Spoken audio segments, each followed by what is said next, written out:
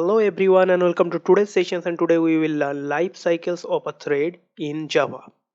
So last two sessions we already learned two different approach to create a thread. So when we create a threads, how it's go to different state, that type of things today we will learn. So if you check here this screen, let's say you are working on your machines or laptop. Let's say you are doing some Java coding, and parallelly let's say you start some music on your laptop or computer and you listen that.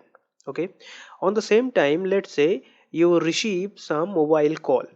So once you receive your mobile call, then what you will do, you can do two things. One thing is that you can receive the call on the same time, or for better listening purpose, you can do the second thing, that just pause your music player and then receive the call, right? So you can pause your music player, or maybe you can close that music and then you receive your call, right? So similar way, in Java, thread can also be temporarily pause or suspend or block, you can say. Okay, so like we pause the music player for other purpose, maybe for other activity. Similar way you can temporarily suspend or block your thread. And to do that, already Java introduce few inbuilt method, and that's are something sleep method or suspend method or wait method. So using these three method we can temporarily block our threads.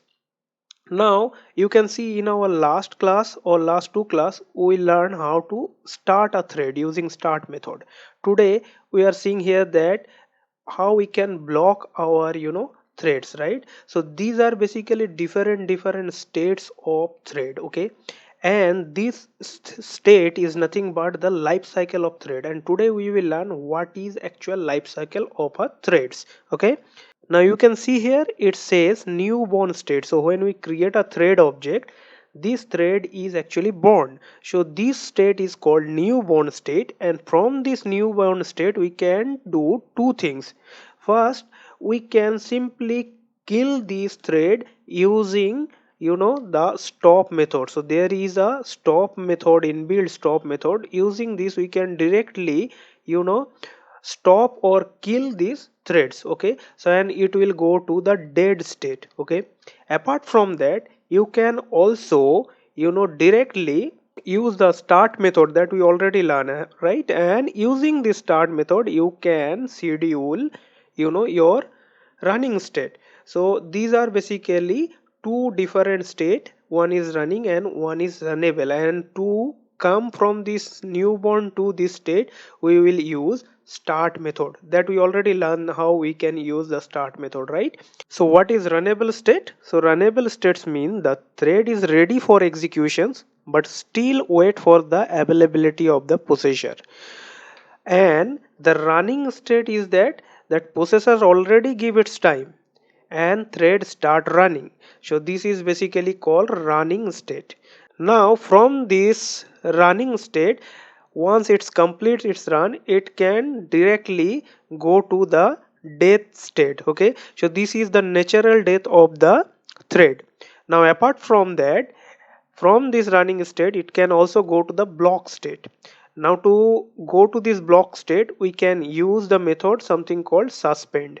So once we use this suspend we can enter from this running to block state. Okay, now let's say once we suspend that one for temporary suspend or temporarily block our thread, now I want to again come from this block state to this running state. So how we can do that? So for that we have to use resume method. Okay, so once you use this resume method, so it will automatically start running from this block state, right?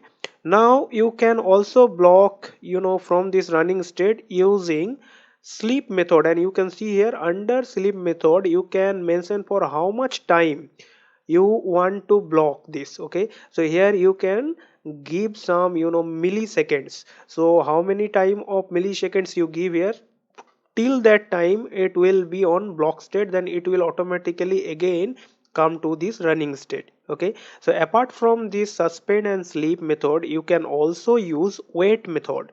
So if you use this wait method, that means it will come from this state to block state, and to go from this block state to this running state you have to use notify method. Okay, so to come to this block state we can use this type of three method, and if we use suspended method, so to make it again its running state, we have to use resume method.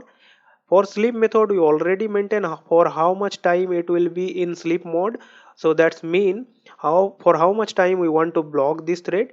So you have to maintain some milliseconds here, and the other method is called wait. So if you use this wait method, so to go to again running state, you have to use this notify method.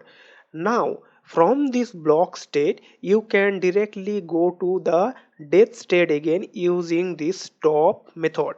Okay, so you can see here this is actually the life cycle of the thread. So first is newborn.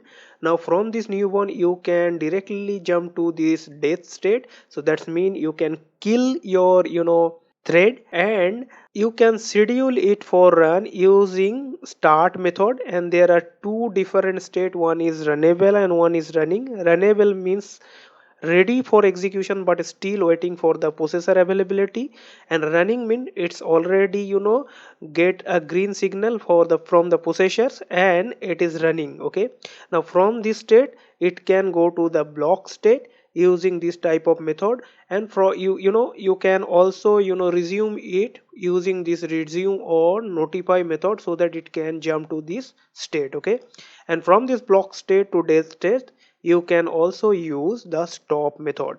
So this is the full life cycle of any threads. I believe this video has helped you to understand about the topic. Thank you for watching. Please do subscribe, click on the bell notifications and select all so that you don't miss any video from this channel.